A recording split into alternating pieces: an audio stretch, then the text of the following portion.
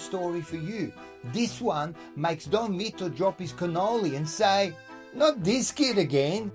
It's the kind of story that would make Paulie Walnuts squint and say, "What do you hear or what do you say?" This is the story of Salvatore Giuliano. He was known as the Sicilian Robin Hood. And I ain't talking about some guy in a green tunic who steals from the rich and gives to the poor. Salvatore Giuliano made Tommy Shelby look like a kid playing dress-ups in his old man's trench coat. This man, he wasn't messing around. But before we get to the gunfights and the glory, let's rewind a bit. Salvatore Giuliano was born in 1922 in a little Sicilian town called Montelepre. Dirt roads, olive trees, and more goats than job opportunities. His family was poor, like dig a hole and call it a bathroom poor.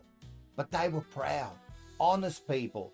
And Giuliano, he grew up smart, charming, and movie star looks, and a rebel streak that would have made James Dean blush. Then came World War II. Food, it was scarce.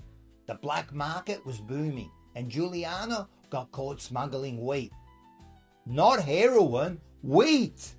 And when the police came to arrest him, bada boom, he shoots one of them. And just like that, he went from neighbourhood kid to full-blown outlaw. From there, he disappears into the mountains like it was a scene straight out of The Godfather. But he didn't go alone. He built a crew. Not a couple of goons. I'm talking 50, 60 armed men. They called themselves the Giuliano Band. And they weren't just hiding. They were running the whole damn countryside. Forget everything you know about Sicily. This guy, he didn't need gold chains like Mr. T or a fancy suit like John Gotti. He was too busy running his own show. While other guys were fixing their hair in the mirror, Giuliano walked around like he owned a joint.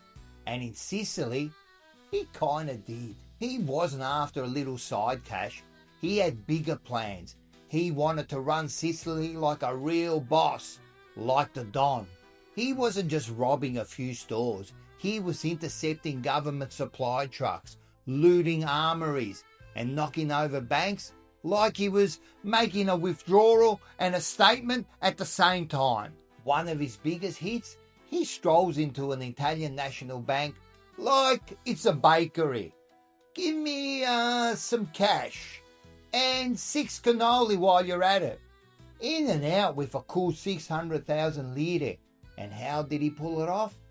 Bada bing, bada boom, just like that. He walks in and then he just walks out. But here's the kicker. He didn't just take the money and run like Francesco Schettino. You know, the famous Italian captain who accidentally fell into a lifeboat while his ship was sinking. Giuliano gave the money right back to the poor, spread it around the villagers like he was their own personal Santa Claus. I'm talking about making the Mafia look like the Grinch. One minute, he's pulling a gun on you. The next minute, he's handing out cash, bread, and maybe even a new pair of shoes for Nonno. They say women loved him. Movie star looks, rebel energy, and the kind of charm that could make Nonna drop her rosary beads. Some say he had a secret fiancée. Others say he had a girl in every town. But who knows? Maybe Giuliano's real love was Sicily herself. Locals adored him. Some said he was the Sicilian Zorro. Others just called him our guy. They painted murals of him. Kids in Sicily played Giuliano and the Cops like it was a backyard game. This guy wasn't hiding. He was building a legend.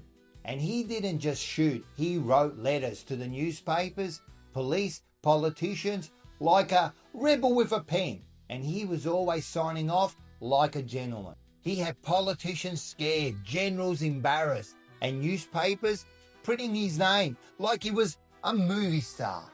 At one point, Giuliano wasn't just a bandit. He was waving flags and talking big. backed the separatists, said Sicily should be its own country. Who knows if he meant it, or if he just liked the attention. But let's be honest, when you're armed to the teeth and giving speeches from a cave, well, you're not exactly on the ballot. But here's where Giuliano's legend gets dark, real dark. In 1947, a place called Portella della Ginestra, his crew opened fire during the May Day celebrations. 11 people dead, dozens wounded, chaos everywhere. Now, whether Giuliano ordered it or whether he got set up by people in high places, that's still debated in Sicily today. But the point is, from that moment on, the government didn't see a bandit anymore. They saw a problem that needed to be wiped out. But hey, every good mafia movie has its downfalls, right? And what happens when you play by your own rules? People want your throne. They want your power. And just like that, the mafia set out to get him. If you know what I mean. Enter betrayal. You think you're on top of the world, and the minute you turn your back, someone's right there ready to screw it all up. Sound familiar? Like when Tony Montana was supposed to blow up that politician's car. But there were kids inside, and instead of following orders, he shot his own guy in the head. Now let's not be fooled. Salvatore Giuliano wasn't just the Robin Hood of Sicily. He had ice in his veins, my friend.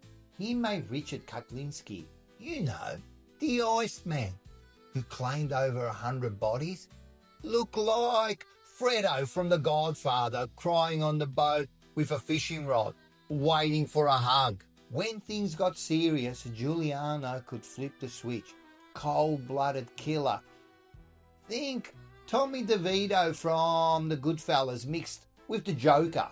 One time, his crew took out a Mafia capo, Giuseppe Di Stefano, right in the middle of a busy Sicilian street, in broad daylight, like it was a parade.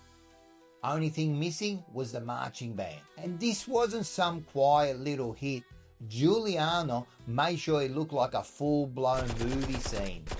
Blood flying, bullets whizzing, people screaming, and his crew strolling off like nothing ever happened. But let's not get ahead of ourselves. Let's get back to the betrayal. And when I say betrayal, I mean the kind where you just don't get stabbed in the back. You get stabbed in the face by the same guy who helped you take out your enemies.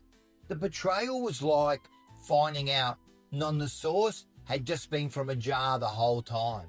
Gaspare Pisciotta, one of Giuliano's closest allies, tossed him aside the second things got too hot. You know that saying, keep your friends close, but your enemies closer. Well, Giuliano learned that the hard way, because even the best can't see a knife coming when it's held by the one man you trust the most. You'd think a man like Giuliano, a guy who played his moves like a mob version of chess, would have seen the last few moves coming, right? Wrong. Like every great mob story, Giuliano had his last stand. He got cornered in Monteleptre like a lion with its back against the wall. And he didn't go down without a fight. Guns drawn, bullets flying. A showdown straight out of a western, but with more espresso and fewer cowboys. He was 27 years old. That's it. In another life, he could have been a politician, a general, maybe even the Prime Minister. But when you're born in Sicily, poor and proud, they don't give you those roads. So you make your own. Giuliano's death became a mystery, like a Hollywood film about a hero who could have been the king. But we never quite see the final scene.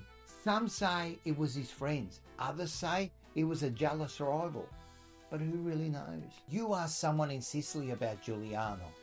They won't just tell you a story. They'll pour you a glass of wine, look over their shoulder and whisper like he's still listening. They'll tell stories of him in Sicily for years, like they do with any great tale of betrayal, blood, and the kind of loyalty no one's got anymore. I'm telling ya, he was a force, a legend, that makes you wonder what could have been. In Sicily, legends are carved in stone and whispered over an espresso. But even the old men playing briscola would have heard this one and muttered, "Oh, mucker cats!"